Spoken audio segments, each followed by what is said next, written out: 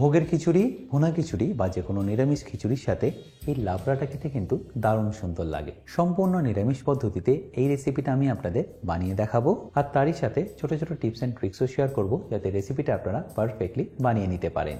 তাহলে চলুন রেসিপিটা শুরু করা যাক। বাই দ্য ওয়ে, আমি শেফ অতনু, আপনারা দেখছেন অতনুর রান্নাঘর, আর আজকে আমাদের রেসিপি নিরামিষ লাবড়া। এবার দেখুন এখানে লাবড়ার জন্য আমি কী কী ভেজিটেবল কেটে নিয়েছি। সবার প্রথম কেটে নিয়েছি একটা ফুলকপি, একটা বেগুন, 500 গ্রাম মতো কুমড়ো, তারই সাথে একটা পেঁপে আর দুটো ঝিঙে। এছাড়াও লাগছে দুটো মিডিয়াম সাইজের মূলো, তারই সাথে অল্প একটু সিম, ওই ধরে নিন 200 গ্রাম মতো। তারপর এরই সাথে লাগছে 7-8টা পটল আর 250 গ্রাম মতো বরবটি। এছাড়াও কেটে নিয়েছি কাঁচকলা আর রাঙালু। রাঙালু এখানে আমি দুটোই ব্যবহার করেছি। আর তারপর সবশেষে নিয়ে নিয়েছি আলু। আমি এখানে দুটো মিডিয়াম সাইজের আলু ব্যবহার করেছি। এবার এই লাবড়াটা বানানোর জন্য আমি এখানে নিয়ে নিচ্ছি একটা কড়াই, যার গ্যাসটাকে আমি অন করে নেবো।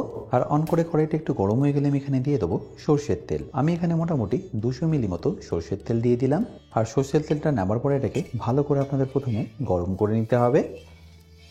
আর যখনই ভালো করে গরম হয়ে যাবে তখনই আপনারা গ্যাসের ফ্লেমটাকে একটু লো করে দিন। আর তারপর ওয়েট করুন হালকা একটু ঠান্ডা হয়ে যাওয়ার। আর ঠান্ডা হয়ে গেলে এখানে আপনারা ভেজে নিন প্রথমে কেটে রাখা বেগুনগুলো।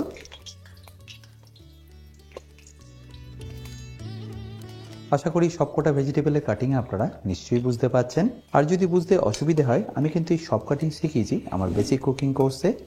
আর সেখানে আপনারা পেয়ে যাবেন কোন রেসিপির জন্য কী ভেজিটেবল কী পদ্ধতিতে কাটতে হয় সেই সব কিছু।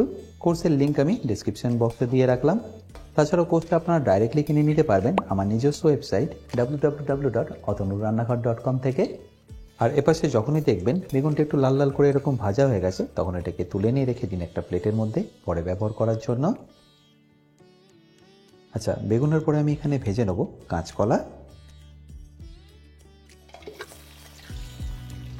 তারপর সেটাকে একটু লাল লাল করে আমি ভালো করে ভেজে নেব। দেখতেই পাচ্ছেন কাঁচকলাটা এখানে কিন্তু বেশ ভালোভাবেই লাল লাল করে ভাজা হয়ে গেছে, তাই এটাকে আমি তুলে নিচ্ছি।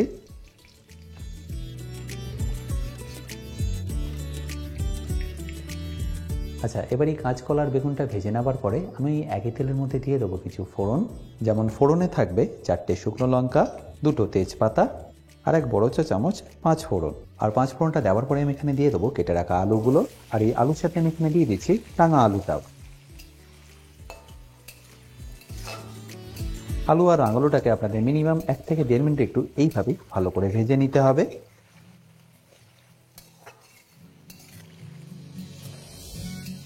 আর এটা ভাজা হয়ে গেলে আমি এখানে দিয়ে দেবো থোড়টা। থোড়টাকে আমি কিন্তু কেটে নিয়ে অল্প একটু হলুদ জলে ভিজিয়ে রেখেছি, সেটাকে এবার এখানে আমি দিয়ে দিচ্ছি। কেটে নেওয়ার পরে হলুদ জলে ভিজিয়ে রাখলে দেখবেন এটা কালো হবে না। এবার এটাকে আবারও ভালো করে মিশিয়ে নিন। থোড়টা দেওয়ার পরে মোটামুটি আরও 2 থেকে 3 মিনিট আপনাদের এইভাবে এটাকে কুক করে নিতে হবে। আর যখন এটা একটু ভালো করে ভাজা হয়ে যাবে তখন এখানে দিয়ে দিন 2 চা চামচ আদা বাটা। আর তারই সাথে আপনারা যেরকম ঝাল খেতে পছন্দ করবেন সেই অনুযায়ী কাঁচা লঙ্কা বাটা। তারপরে এটাকে আবারও ভালো করে মিশিয়ে নিন। এবার এটাকে আপনাদের ততক্ষণ মেশাতে হবে যতক্ষণ না আদার কাঁচা গন্ধটা একদম চলে যাচ্ছে। মিডিয়াম ফ্লেমে মোটামুটি ধরে নিন 3 থেকে 4 মিনিট সময় লেগে যাবে এটাকে পারফেক্টলি কুক করতে। আর যখন এটা পারফেক্টলি কুক হয়ে যাবে তখন এখানে দিয়ে দিন কেটে রাখা পটলগুলো। আচ্ছা, এই পটলের সাথে আমি এখানে দিয়ে দিচ্ছি ফুলকপি, পেঁপে আর কুমড়ো। আর দেওয়ার পরে এটাকে আবারও ভালো করে মিশিয়ে নিন।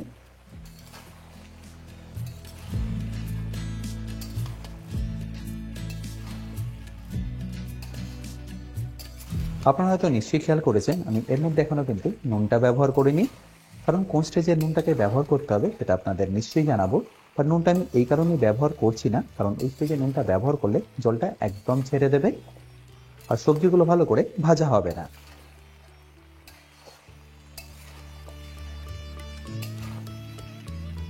এবার এই স্টেজে ফ্লেমটাকে মোটামুটি মিডিয়াম রেখে আপনাদের কুক করে নিতে হবে এটাকে ঢাকা দিয়ে 8 থেকে 9 মিনিটের জন্য। এবার প্রায় 7 থেকে 8 মিনিট পরে আমি ঢাকনাটা আপনাদের সরিয়ে দেখাচ্ছি। এখন নিশ্চয়ই দেখতে পাচ্ছেন ভেজিটেবলগুলো কিন্তু আগের থেকে অনেকটাই সফট হয়ে গেছে। আস্তে আস্তে কিন্তু জলটাও সারা শুরু করছে। ব্যাস এই স্টেজে আমাদের এখানে দিয়ে দিতে হবে বাকি সবজিগুলো, যেমন শিম, মূলো আর বরবটি, আর তারপরে ঝিঙেটাও। ব্যাস এবার এরই সাথে দিয়ে দিন স্বাদ মতো নুন, 1 চামচ মতো হলুদ গুঁড়ো এবং হাফ চা চামচ কাশ্মীরি লঙ্কার গুঁড়ো। এটা যদিও অপশনাল, আপনারা চাইলে নাও দিয়ে দিতে পারেন। ব্যাস এবার এই সব কিছুকে আবারও ভালো করে মিশিয়ে নিন।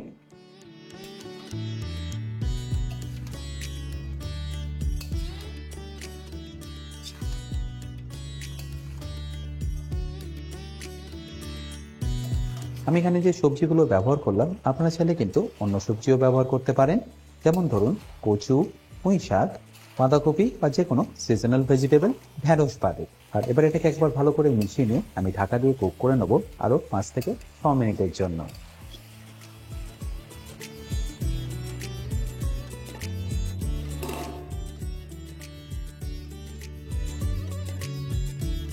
আচ্ছা, এবার আমি এখানে ঢাকনাটাকে আপনাদের সরিয়ে দেখাচ্ছি।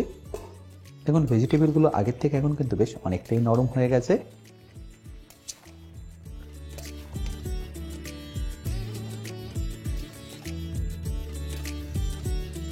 আর প্রায় 80% মতো কিন্তু এই স্টেজে কুক হয়ে গেছে। আচ্ছা, এবার আমি এখানে দিয়ে দেবো ফ্রেশলি গ্রেট করা নারকেল। আর শুধু আমি এখানে নারকেল কোড়া দিচ্ছি না, তার সাথে দিয়ে দেবো 1 কাপ মতো নারকেলের দুধও।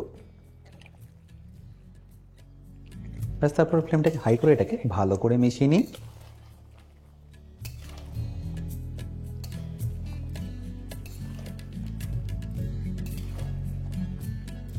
নারকেলের দুধটা দেওয়ার কারণে দেখবেন এর টেস্টটা কিন্তু দ্বিগুণ হয়ে যাবে আর খেতেও খুব সুন্দর লাগবে।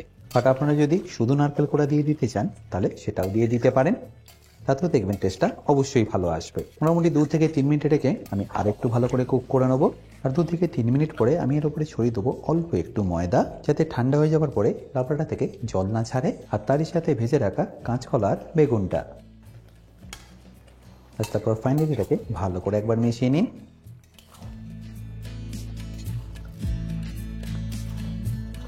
আর মিশিয়ে নেওয়ার পরে আরও 2 থেকে 3 মিনিট এটাকে কুক করে নেব।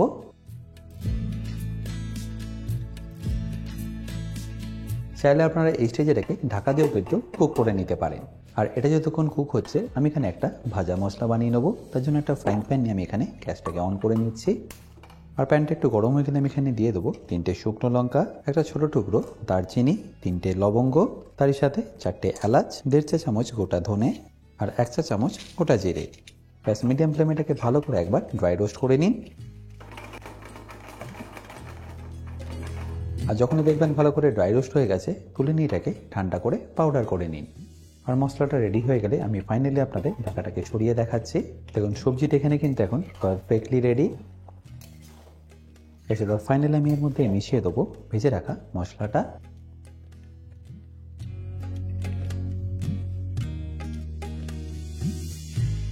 তারপর ভালো করে মিশিয়ে নিয়ে গরম গরম পরিবেশন করুন খিচুড়ির সাথে।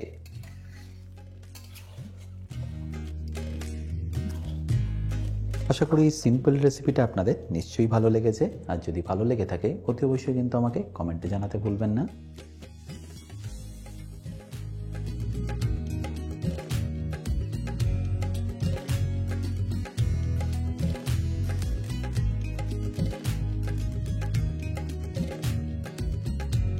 বাই দ্য ওয়ে, আমি শেফ অতনু, আপনারা দেখছিলেন অতনুর রান্নাঘর।